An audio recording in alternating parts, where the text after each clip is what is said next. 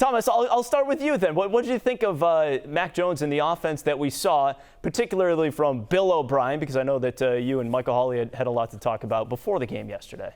On one hand, it's terrific to see that kind of performance, which I thought was in them, and to see them execute that way and to control the ball and not have ridiculous penalties and gaffes by Mac that are caused by protection breakdowns that make him panic. So the protection was good. The self-inflicted wounds went away, and Mac, I really think, double clutched on a few throws where he was about to put it in harm's way. He said, yeah, I'm not going to do that. So I thought that they were very measured in how they did things. It's a little maddening that Demario Douglas, was grounded for a period of time thanks to a really nice forced fumble against the Dolphins. And it's a little head scratching to see Mike Onwenu finally land out at right tackle when you've just had traffic cones out there for the better part of 5 weeks and the whole team was held hostage by that. But be that as it may, giddy to see production. Yeah, and I thought what Bill O'Brien did schematically was really interesting in this game. Mac Jones still had the football out extremely quickly, less than 2.5 seconds per attempt, according to Next Gen Stats, and he was throwing, on average, very short down the field. His average throw didn't even travel 5 yards beyond the line of scrimmage. So what's that tell you? It tells you that Bill O'Brien is still scheming around what's going on up front with this offensive line, in my opinion, and he's also playing to the strengths of his receivers. When you have Pop Douglas, are you going to be throwing 60-yard bombs to him down the sideline? No, probably not. You're going to get it into his hands on a receiver screen. You're going to allow him to make a tackler miss, and you're going to work your way down the field in 10 or 12-yard chunks. I also loved the use of motion, Mike Giardi. It felt like they wanted to really stress the Bills horizontally in order to then crease them vertically. They don't have a ton of vertical speed. Tyquan Thornton only played 3 snaps in this game, but if you can get the defense moving sideways, that can create some openings. We saw that happen time and again Sunday. Yeah, you're speaking my language with emotion, because one of the things I noticed early in the game a number of times was how the communication was stressed for the Buffalo Bills, and guys were shoving, no, you got no, and it was the thing that I haven't seen all year. I mean, I'm talking, as I watch the games over and over, like Phil does, like Tom does, like you watch it and you notice these things, but it kept happening to the Buffalo Bills. And I said to myself, well, Bill's got him doing some stuff that he hasn't had him do, and they really stressed the communication to the point where I think there are some breakdowns that led to some big plays for the Patriots.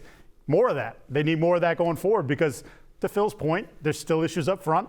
There's still issues in terms of the overall explosiveness of the receiving corps, so they're going to have to scheme it up better, and they did very well against the Bills. So offensively, and I've heard this from a couple of people, but it looked more like what Mac Jones did at Alabama. That was kind of the implication after this one. I feel like a lot of people were growing tired of, they didn't want to hear about the Alabama Mac anymore. But what if Alabama Mac is just presenting him with the offense that he was used to, that you saw right there? I mean, did you at least see signs of that, Phil, as far as that goes, X's and O's? Yeah, I think that's true partly, right? So you did see a few more RPOs, and I think there are things that happen when the game isn't completely out of hand early, right? And the play sheet is open to Bill O'Brien. Mm-hmm. This is probably how they would have liked their offense to function all year long. But when you get down 16-0, 28-3, 34-0, you all of a sudden have to become this spread it out, empty formation, chuck it all over the lot type of team. You can't do the 2 tight end thing. You can't go under center. That's why I say the Alabama thing only speaks to me in part because he was under center a lot, Mac Jones was, in this game. They didn't know a whole lot of that at Alabama. They're running downhill. They're making the most of this play-action game when they have the opportunity to do those sorts of things. That wasn't really part of the offense at Alabama. So I think you're getting a little bit of a mix of college Mac, and you're getting a mix of this old-fashioned Patriots offense that clearly can still work. And O'Brien wasn't the only one being praised by Mac after the game. Here's what Jones had to say when he's asked how he was able to stay composed against the Bills. And the offensive line especially just gave me the time that I needed today. And, when I have time, I can do and read the offense how we're supposed to, and I really appreciate those guys. All right, Curran, I'll start with you because you mentioned the offensive line, and it was totally different. It was completely different. The Bills weren't living in the backfield, and you brought up Mike Onwenu, but was that the only thing? And Cole Strange obviously coming back as well, but I thought Cole Strange was outstanding, especially on a lot of the dives and the middle of the line gap runs that they were running right out of the chutes. That stuff was outstanding. That set the tone. You went downhill on your first drive, you finished it with a field goal, then you get a pick, and then you do it again, and you get up 10-0, and a lot of that was based on Ezekiel Elliott. Even on the Ramondre Stevenson, I think it was a 3rd down run that led to the field goal attempt on the first. There was a huge cutback lane that had opened up. So I'll even include Pharaoh Brown. I mean, can we include some of the tight end blocking in that as well with the outside guys? Definitely. Have a day, Tom, if you want to. Have a day. Have a day. Do what you want. I mean, you're talking about rewatching the game. Believe me, I'm not watching Farrah Brown on the watch back. But to me, Cole Strange, David Andrews, and City So were very, very good in this game, and as a result, look at this stuff. It's just running downhill. You're not hit until 40. Yeah. Look at it. Bam! Whack! Wow! Touchdown, Patriots! And again, I think the commitment to it is important, Mike, because by my count, and I noted this in the report card, they had 10 or 11 runs of 2 yards or fewer. And that doesn't even include the third and short stuff or the goal line stuff where you would expect the runs to not go for very long. But they still committed to it. The fact that you're still attempting these runs because the score allows you to, time and situation allows you to, that to me is a huge part of what they're going to do all year. Game script critical, right? And able to do that. And I think, look, the Bills had both their starting defensive tackles out. One, Daquan Jones, done for the year. Ed Oliver missed the game with the toe. And they said, we're going to attack the defensive tackles. The Giants had some success running it up the gut, especially in the second half of their game in Buffalo. And early in the game, I think 8 runs in the first whatever of the, maybe the first 8 runs actually is the number, 41 yards. So not a ton, 5 yards a carry. Just do it, commit to it. That forced the Bills to adjust a little bit. And then, like you said, didn't get big yardage after that necessarily, but it was part of your game plan, something they had to defend. Meanwhile, you look at the way they were able to throw the ball as well, and Mac Jones was spreading it around. I think it was 5 different guys touched the ball in the first 5 plays of the game, which was great to see. But taking a look at the Patriots' targets yesterday, he had Kendrick Bourne, led the team in catches and yards, 6 for 63.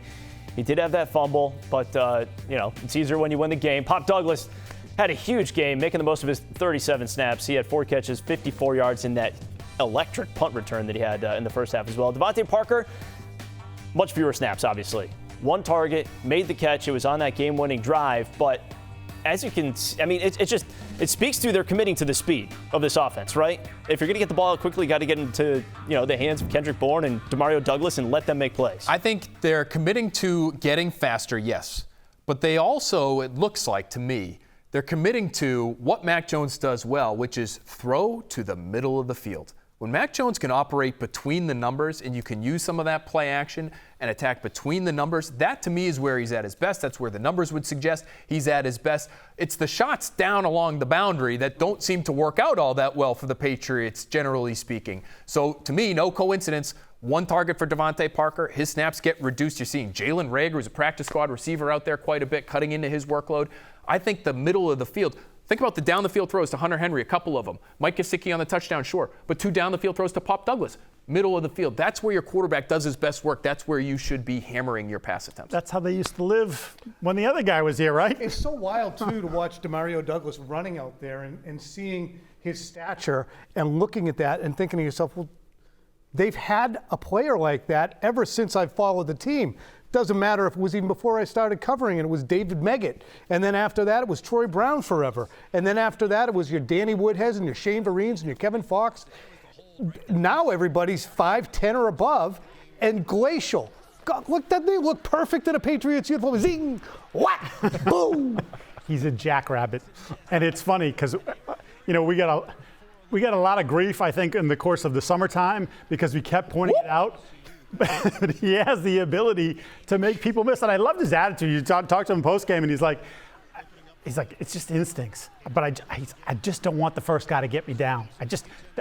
And when you look at what he's done with the ball in his hands this year, the first guy has an awful difficult time getting him. And that's what Wes Welker used to do. That's what Julian did. Even Danny Amendola. It looks like Webster Slaughter.